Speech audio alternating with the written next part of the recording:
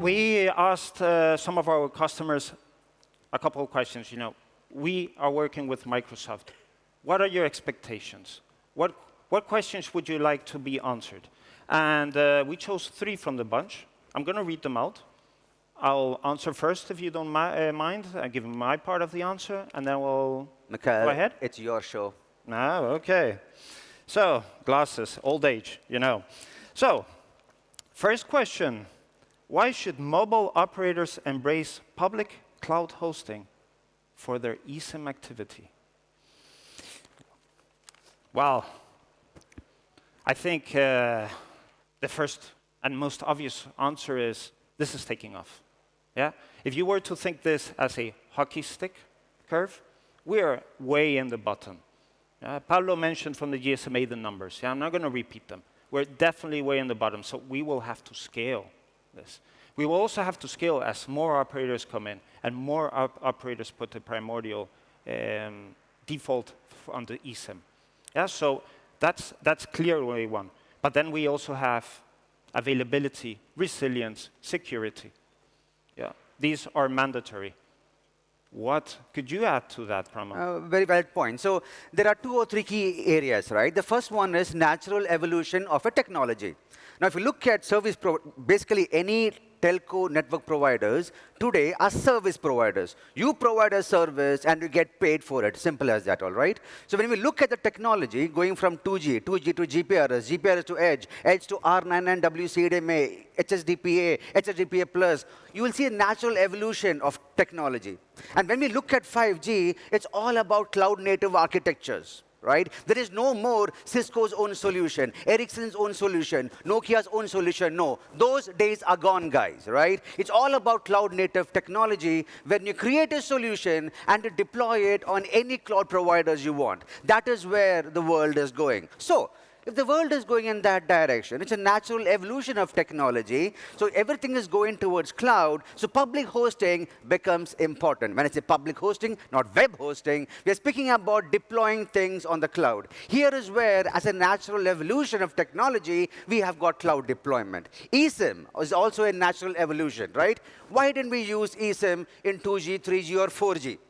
Right? It's not because the technology was not there or the idea was not there. No, it's all about ROI, right? Return on investment. So now is the time, we'll speak about some use cases where it makes sense for people or service providers to go towards cloud and use it. Security being one of the most key important things. And we have some very good points to talk about security. What are the key advantages of IDEMIA and Microsoft? We'll touch on those. But the key idea is natural evolution of technology, scalability, as my friend Mikkel mentioned, and security. So we will speak more about it, but I think these are very key important points, folks. All right, that takes me to the second question.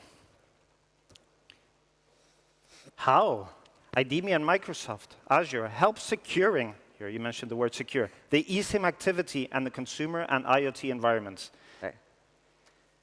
All right, so we have to acknowledge that the mobile industry, take maybe away the financial and the governmental industry, is the most attacked industry after these 2. Yeah? So you have a big security concern. And as we see it, we have a combined responsibility in our partnership. On one side, and we're talking about the cloud here, and on the cloud, you have Microsoft has the responsibility of the cloud. What do we mean with off the cloud? This basically means they're responsible for the infrastructure of it and the security of it. IDEMIA's part, on the other hand, is in the cloud. It's those applications, that software has to be secure. And more importantly, imagine, it's not only the software, it's the data that we have to protect. We really have to protect that. And I would say, to answer the question, there's one last thing in this, from my side, of course. I'll let you talk in a second. The compliance with the GSMA.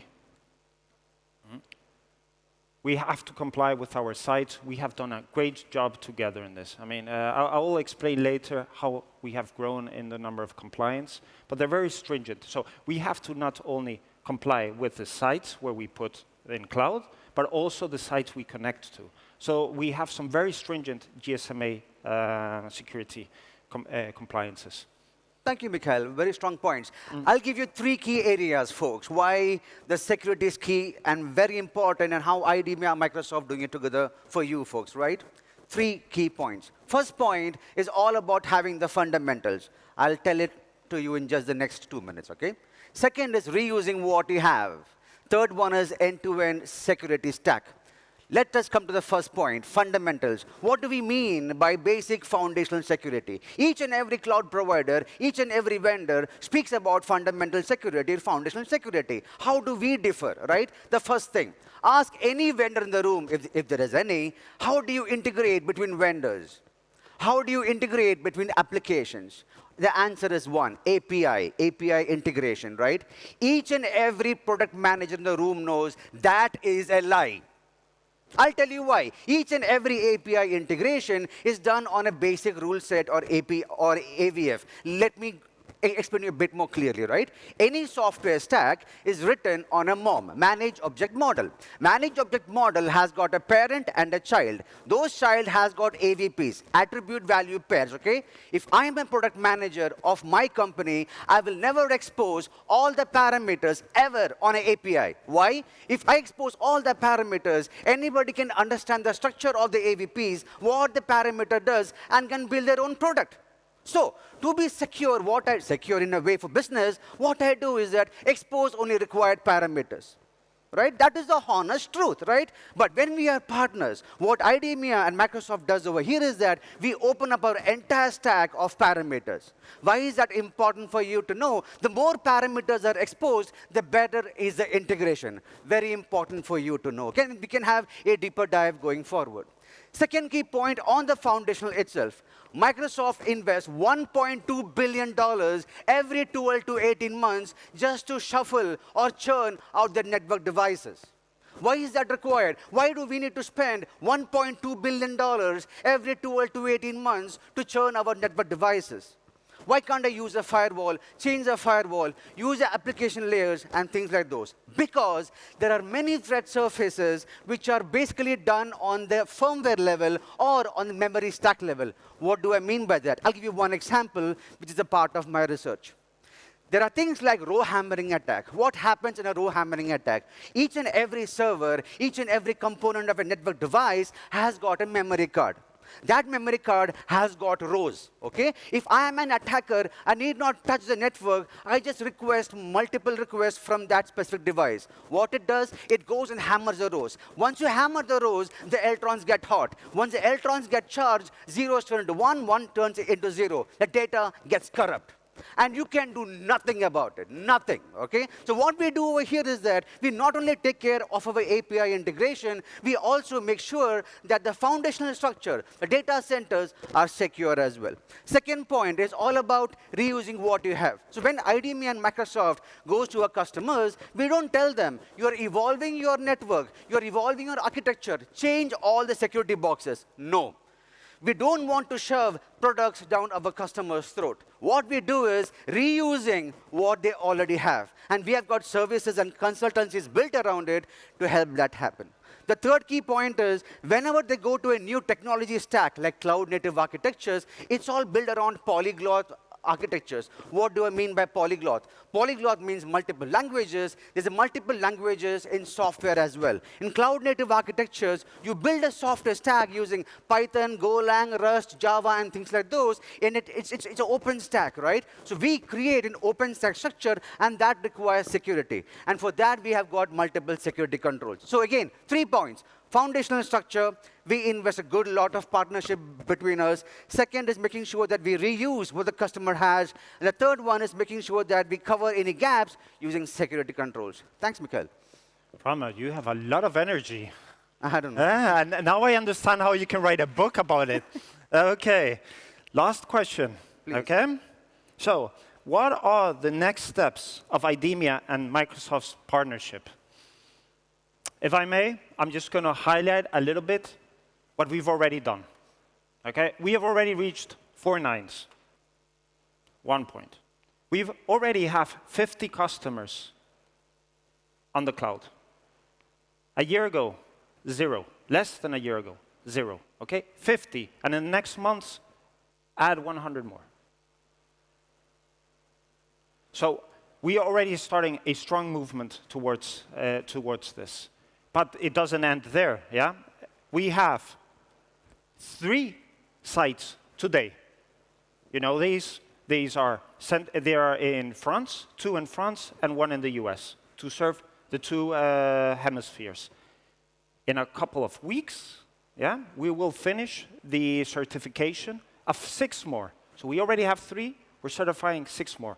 So again, we will have these 3 in Northern Europe, in Central Europe, and in Southern Europe. To that, we're adding more in the East Coast of the US and also the West Coast. This is today. I would also want to add that, being said, this doesn't end here. We are not happy with a 4 nines availability. That's not good enough for us. We're going to go towards a 5.9. And the idea is to get that somewhere between this year and next year. For your information, I mean, remember, this is a critical service. This has to work all the time. For your information, a 5.9 is 5 minutes downtime a year. 5 minutes, no more. So this is definitely one of the areas that we want to fully achieve. And of course, we want to end and migrate everything that we still have in our data centers towards cloud. Thank you very much, Mikkel. So one of the key points is, if you are a service provider, why do you want to choose IDEMIA and Microsoft? Why? Is it because of big names? So what we are working on together is creating a value prop which is valuable for the service provider. And what do I mean by a value prop, right? So when I go and talk to a customer, one of my jobs where I get scrutinized is how I engage a customer and get them excited to come on with our partnership, right? So one of those angles here is that, for example, we invested $20 billion in one company called as OpenAI. We did not just invest because we like the name, right? We've been working with them for quite some time. We understand the value prop, and then we bring them into our ecosystem. For example, why do we bring them? For example, if we have got this partnership already quite built up, and if they use OpenAI, for example, they get detailed visibility, right? For example, there are many customers today going towards 5G on the B2X. What do I mean by B2X? B2B, B2C, B2B2B, and B2B2C. Right? So that model, there's a lot of revenue generation to be done, lot of monetization to be done. Any service provider, before they choose a partner, they've got a single goal: revenue. Right? Revenue, and not just by revenue by something, but revenue by making sure that none of the provisioning systems, none of the security is compromised. Right? So when we go together and show them the power of OpenAI and what they can do, what analytics they can perform, and having this very strong integration, and because I have also worked on the quantum safe algorithm and things like those, and my book has got a chapter on quantum safe algorithm. Sorry for the shameless plug-in. The point is that we all work on the future. PKI has been there for 30, 40 years, and nowadays going forward, when we work and provide a value proposition, we're providing something which is more secure and giving them more value to make sure that ROI is taken care of. They need not wait 5 years or 4 years to get their ROI. We are speaking months, not seen in the industry for the scale of eSIM. So in short, you want the moon, we give you the stars for free. Mikkel? All right. Well, I would like to thank you all for your time here. Of course, we're going to be around. Any questions, you're welcome to ask them. And you can come to our meeting rooms. Thank you ever so much. Muchas gracias. Thank you very much.